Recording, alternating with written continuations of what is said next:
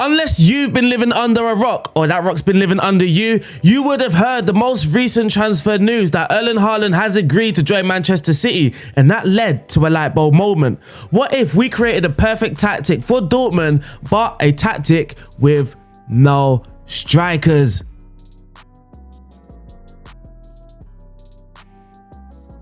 Yes, people, we're back with how to create a perfect tactic, and this time we have chosen Dortmund, and this time the tactic is strikerless. Of course, Haaland is on his way to Manchester City, absolutely ruined FM23 for everybody who's going to be managing in the Premier League, but we're still in FM22 and we still have some tactics to create. So today's going to be a very intriguing one. It's not your typical gung-ho, very attacking strikerless tactic, no.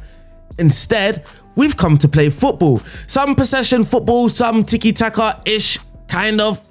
Yeah, it plays some nice football, we score plenty of goals, and we also win a lot of games. Obviously, otherwise I wouldn't have been making this video. So let's get stuck in straight away into the results. Depending on my weird video editing, because I've just remembered this now, quite literally just remember this, we also sold Haaland. So we did sell him in January, we didn't sell him at the beginning of the season, but as you can see here in the Bundesliga, he quite literally played no, oh here it is, this is the season, he literally played no games. He didn't play a single game. He was just sitting in the reserves rotting away, which is why his value is only, or we sold him for only 36 million and we couldn't get the most money. But that wasn't kind of the point in this video, was it? The whole point was to create a strikerless tactic without Haaland, which is what we did. No Haaland, tada, see ya, see ya.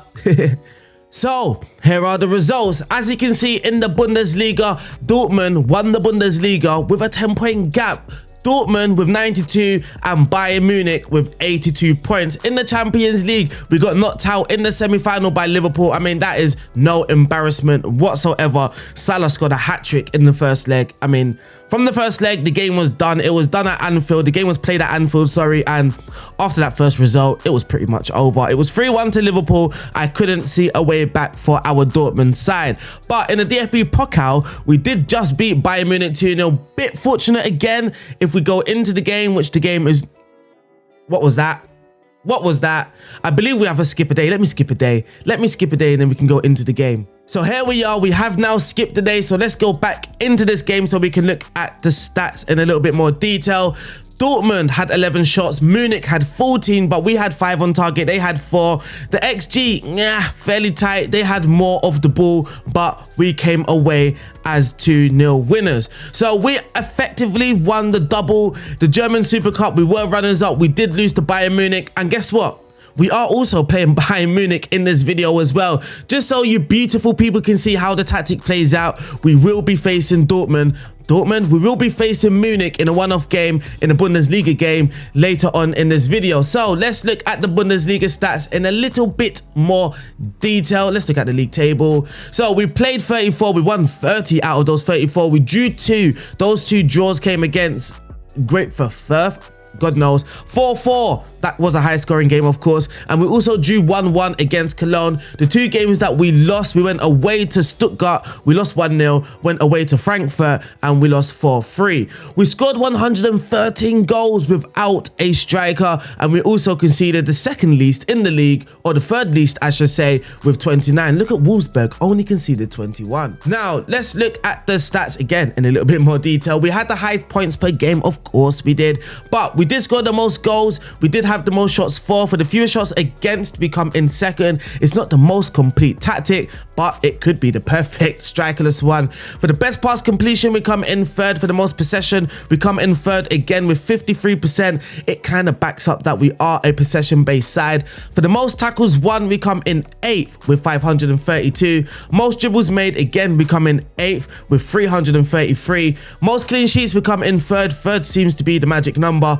And for the fewest conceded, we come in 4th, just missing third. Now looking at the player stats, most goals, Lewandowski with the most goals, but Jude Bellingham with 19 goals, Marco Reus with 18, of course, again, with no striker. For the most assists, we have Guerrero with 16, Julian Brandt with 12, Marco Reus with 11, Thorgan Hazard with 9. A lot of assists throughout the squad, but what you will also notice is that the goals were spreaded. There wasn't just one goal scorer. Everybody got on the score sheet. Everybody was having fun. Most key passes, Guerrero with 154, Julian Brandt and Marco Reus also on that list. What else is important here? Most clean sheets, Cabell with 16, and for the viewers can see the Cabell in that list with 29. So now we have moved over to the data hub. You can kind of see the pass map from the most recent game, but we were playing against Munich, so we didn't really have a lot of the ball. This is kind of the shape that we are throwing. Again, as you can see clearly, there is no striker leading the line, and we are this time, or this match, we are kind of pushed back because we are playing against the better side, which can happen. Looking at the attacking efficiency, you can see we were aggressive, we were clinical with our approach. Defensively as well, we were quiet and impenetrable, but to be fair, a lot of teams did defend very well in this season's Bundesliga. Looking at the possession, we frequently won the ball. We were also reliable, which is of course important information for possession-based sides. Are you winning the ball? Yes, we are. And are we reliable with the ball once we won it? And it looks so as well. Looking at the scoring, we are creating a lot of good chances. This backs it up. It's high scoring and high quality shooting. Looking at the scoring statistics here, and now looking at the XG table, we can also see that we are overperforming our XG by 15. Our XG is at 97.3. Expected goals against, I mean, we are performing bang on with 29 goals conceded, and for the expected points, we are overperforming that by 12. The expected points is on 79. Whoa, where do you think you're going? This video is sponsored by a fantasy football app, SPITCH. What is SPITCH? What is SPITCH, you may ask? Now, SPITCH is an app, of course, for your mobile phone. It's a fantasy football app where you battle it out against other people and you battle out for prizes. So you can battle it out against strangers, you can join groups, and you can even join my group. And my link, I'm just going to whip it on the screen somewhere. Make sure you join my community. So this app allows you to build your own team, collect valuable points, and your captain will earn some double points for your team as well. You can play for the free chance to win your fair share of £70,000 on a weekly basis. Now that is one big huge injection. There's weekly competitions. It's not just based off one season, and the best part about the app for me is the fact that all the stats that you need are inside the app, and also all the help that you need is also inside the app. UK users have to provide their ID once they create their first SPITCH team on the app, and the app is available for people currently in the UK, Ireland, Germany and Austria, and of course, without saying, you have to be 18 years or older.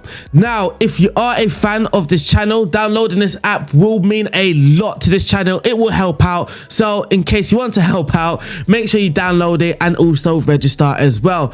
But now let's head over back to Football Manager. Lastly, for the results before we get into the tactic, you can see here some of the results throughout the season. It all started off very well. Lots of greens. I mean, a lot of greens. We went away to Chelsea, we lost 1-0. We also lost 2-0 in the Super Cup against FC Bayern. Back in the Champions League, we drew against Rangers away from home. We also drew at home to Chelsea. A few draws in the Champions League, a few draws. Looking at the Frankfurt game as well, we did lose 4-3 away from home. Again, we lost away from home against Atalanta in the Champions League, but we did smash them in the second leg at home. Against Chelsea, we went at home. We played them at home. We beat them 3-1, but then we went away. We lost 2-1. We still qualified, and this is the game that I'm talking about. We went away to Liverpool. We lost 3-1, which is kind of harsh if you look at the stats anyway, kind of harsh, but Mo Salah was on form and he was playing as the striker as well. Annoyingly, I didn't think the AI was smart enough for that. And then looking at the second leg, it was 2-2. Again, Liverpool played very well. Trent had a tough time, so did Alisson, but I mean, Mane was there, Andrew Robertson was there, and that evidently was enough for Liverpool, and they got to the Champions League final once again. I mean, how many times are we going to hear about Liverpool reaching to the Champions League final? But that there wraps up the result. Now let's break down the tactic and why it is so perfecto.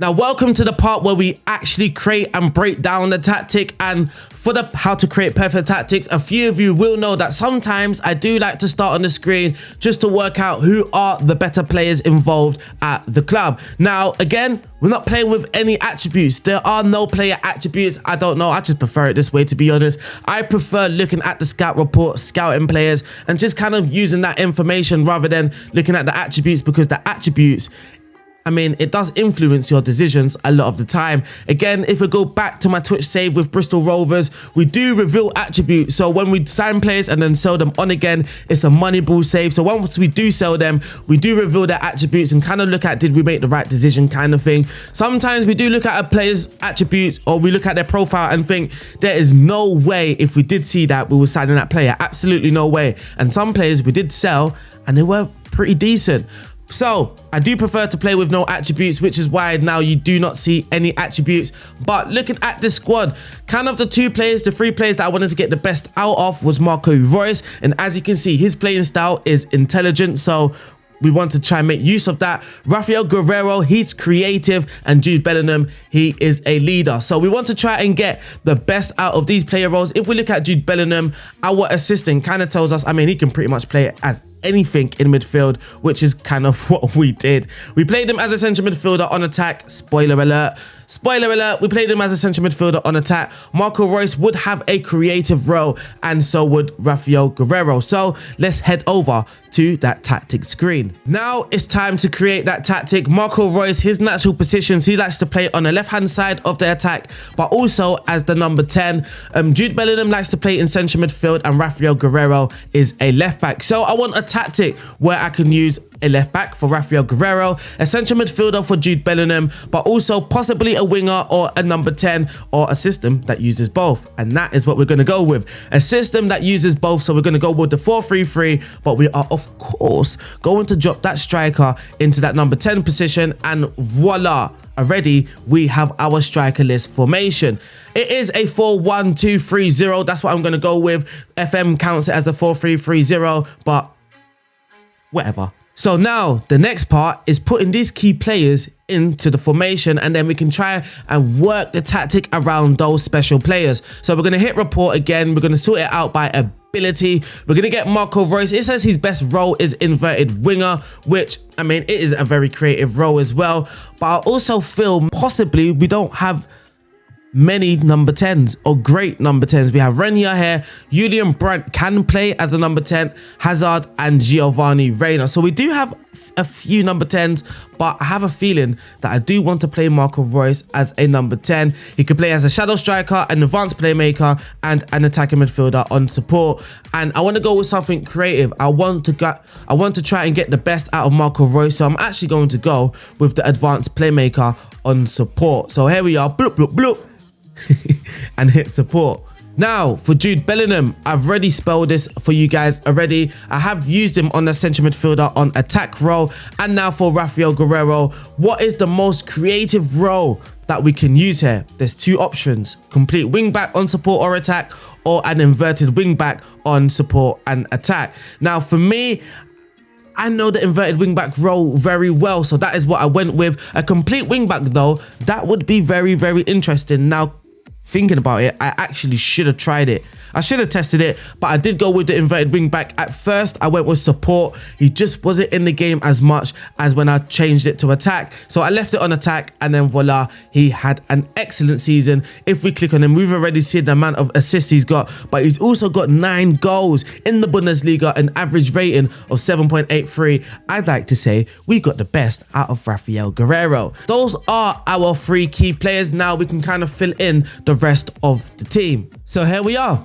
We have now filled in the whole Dortmund team. Well, what I would have as my preferred 11. Again, it is very close to the star ratings. Mario Wolf just misses out. I just preferred Julian Brandt and Fulgen Hazard. They kind of had better creative attributes, or better creative, how can I put this?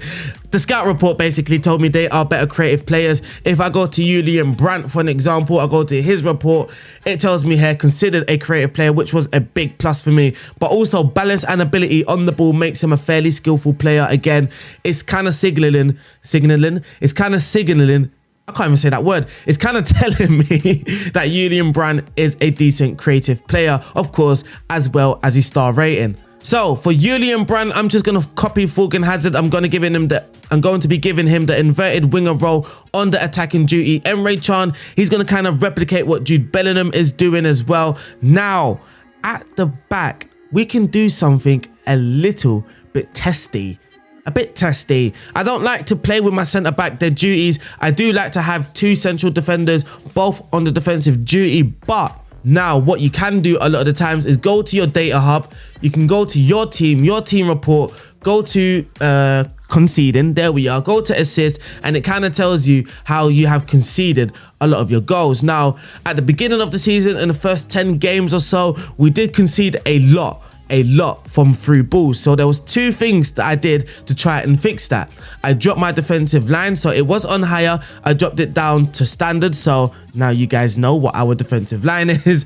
But also one of the central defenders as well, I put them on that cover duty to basically try and sweep up those through balls. So Akanji for me was the more athletic central defender, so he's the ball playing defender on cover, whilst Mats Hummels is just that ball playing defender on defend. Again, a role that I could have tried is stopper, or a duty that I could have tried is stopper, but I just didn't. I chickened out. For Meunier, if that's how you pronounce his name, we are using him also as the inverted wing back on attack. And now kind of voila, we've got our player roles all sorted already. Now Dahoud, what should we do with Dahoud? Again, another creative player.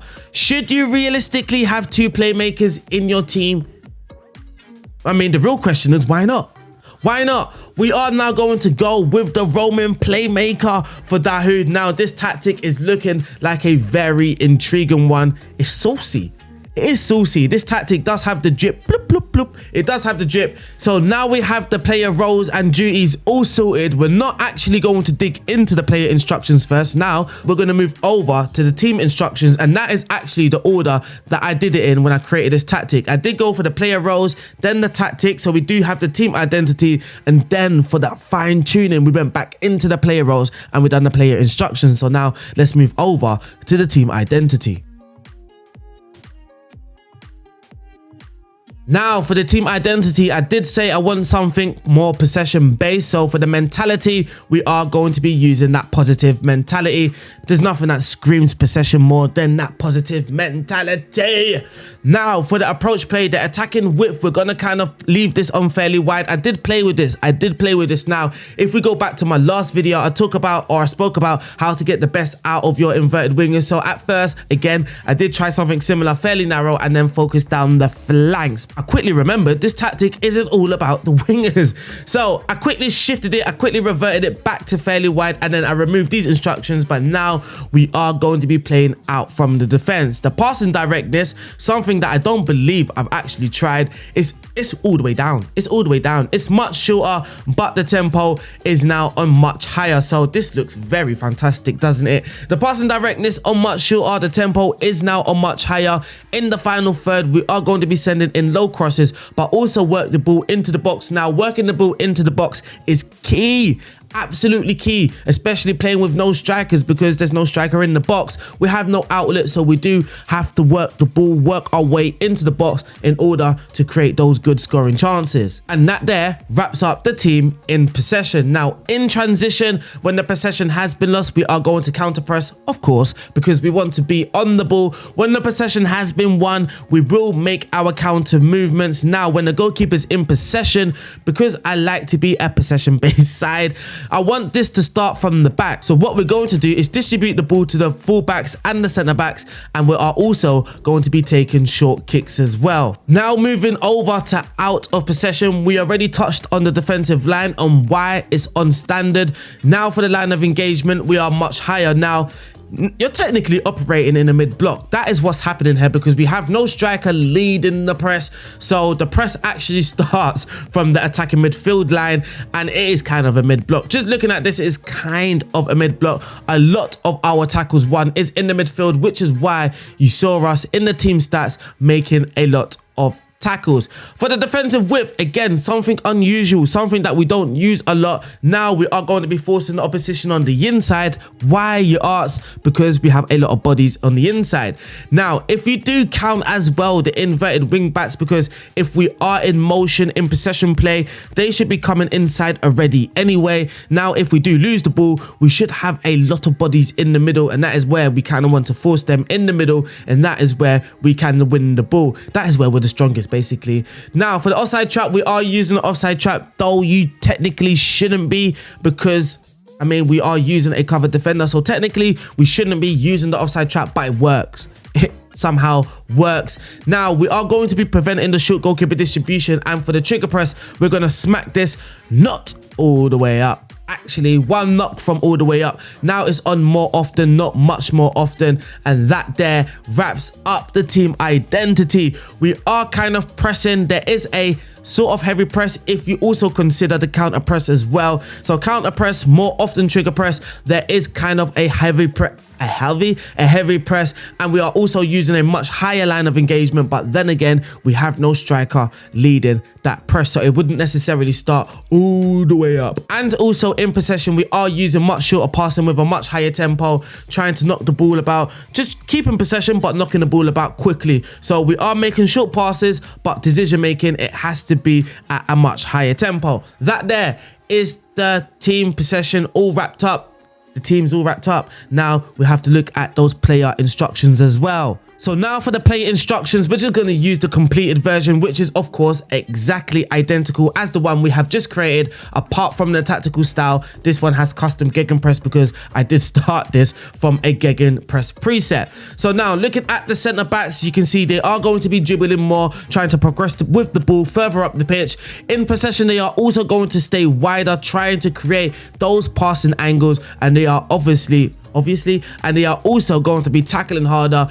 I mean, your centre backs more aggressive, it works. In the last tactic that we had both of the centre backs marking tighter, which is still fairly aggressive, and that worked. So this time we went for tackle harder, and again, that worked. For the inverted wing backs, we are going to be shooting less often, but again, tackling harder. Now, for the Roman playmaker, he's going to be dribbling more for the similar reasons as the centre backs, just to progress with the ball, bring it forward. He's also going to be shooting less because he does find himself in some decent positions, and I believe he should be shooting less, and he's also going to be tackling harder.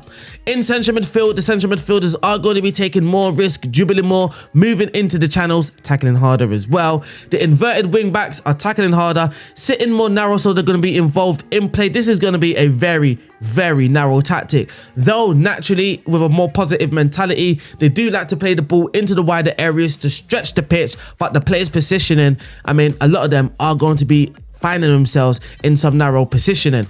They are also going to be shooting less, taking more risk. And lastly, for the advanced playmaker, the man in the middle, he's going to be dribbling more and tackling harder. And that there, ladies and gentlemen, wraps up the tactic. Now we are going to be playing that all-important game against, almost at Dortmund. We are going to be playing that game against Bayern Munich. Hopefully we win, but hopefully we also get to see some beautiful football. And now let's get stuck in. So here we are for our game against Bayern Munich. My headphones on, so I am ready. I am ready for this game. And also, as you can see, because I spoke about it a little bit earlier, Haaland, he hasn't played a single game. As you can see here, he's still here because we're only now, well, we went back in time, we're at 4th of December. He hasn't played a single game this season. He's actually played one in a friendly. He came on as a sub in a friendly. Shows you what we think of him. Absolute traitor. But let's get stuck into this game against Munich. Come on, the lads. Now, I can't lie to you guys, I don't even know what you lot want anymore. Some people prefer 2D, some people prefer it 3D. Usually I watch 2D and then watch the replays in 3D, but this time, shall we just use 3D from the get-go, just so everybody's a bit happy, you know what I mean? Let's get stuck in to this game. We also put this on extended as well. Witsel with a booking. 10 minutes in and no highlights. No highlights. Here comes the first highlight. Akanji, Bellingham, Witsel, Marco Reus plays it back to Akanji. Now we should be enjoying some decent possession. Mats Hummels, lovely build up here. This could be some lovely stuff. Come on, boys. Hummels, what a ball to Hazard. Forgan whips it for balls, and it's Julian Brandt. It's 1-0 to Dortmund. I wish I had Jack work the space to scream Julian Brandt. Yawn! Nobody can quite do it like work the space, but we are now 1-0 up. What a ball, first of all, for Mats Hummels. Then the second great ball came from Hazard. And then what a finish by Julian Brandt. It is 1-0 to Dortmund. Mwah. Here's Akanji on the ball now. Plays it to Jude Bellingham plays it back to the goalkeeper. Here's Mats Hummels. Akanji on the ball now. Marco Reus plays a lovely through ball to Julian Brandt. Should have been 2. Come on, Dortmund. Come on, Dortmund. Come on, Dortmund. Dortmund are playing some beautiful stuff, it says in commentary. So it's 1-0 to Dortmund in this first half. And let's talk to the boys. Let's talk to the boys. Let's get the second half underway. Also during the game, we can also check out the heat map to see what we are looking like. Look at that beautiful diamond in midfield. That beautiful diamond in midfield. I'm all good to go. Let's go. I mean, bit of a boring second half. I cannot lie to you. Even on extended, there's been no highlights. There's been some written commentary. Oh, here's Joshua Kimmich with a throw. Kingsley Coman. Kimmich. Coman. Whips it. Oh, Gnabry should have scored. How has Serge Gnabry missed that? But here's Guerrero with the corner now. Well headed out by Munich, Akanji, Emre Can, Mats Hummels. Lovely build up here. Oh, what a fool! Oh, Brandt should be finishing that. I mean, Brandt has been on the score sheet. He has got on the score sheet, but he should also have 2 more goals. And then headed out by the Munich centre-back. Here's Guerrero, Hummels, Witsel now. Hazard, ref! Oh, beautiful 1-2, Hazard! Oh, what a save! Come on, boys! The time is running out. Oh, Munich are going to drop points here to Dortmund, and it is all over at the Signal Iduna Park. I probably butchered that. But we do get the 3-0s now. I know this wasn't a high-scoring, high-action game, but I did want to pick Munich to play against because, again, sometimes I do look at the comments and some people are just not happy with either the teams that I select to do tactics with. I mean, the reason why I do pick good teams is purely because we can see the tactic play out. Now, if I create, let's say I create a Pep Guardiola tactic, a tiki-taka, and then try it out at Aston Villa, we're not actually going to see a lot of the play, are we? We're not going to see some beautiful play because those players just do not have that ability for it. Unless I make an underdog tactic, it doesn't necessarily, or it doesn't really make sense for me to use an underdog team to showcase how good a tactic can play on the match engine, if that makes sense. But today we did choose against Bayern Munich, and this kind of proves where the game was very, very tight and we don't actually see the full tactic in full swing. But we did get the result nonetheless, and I hope some people can appreciate the fact that we still got that result. 1-0, clean sheet. Well done, boys. And unfortunately, that wraps up the end of this video. I hope you guys have enjoyed it. If you are going to download it, the link is in the description. But also, if you are new or you haven't yet, make sure you are subscribed, leave a comment, all of that good stuff. Just anything that helps the channel. Anything, comment, like, share, sub. But also download the SPITCH app as well, as of course that will help out this channel out massively. I'll see you guys soon. Shout out to all my Patreons. Peace out. One love.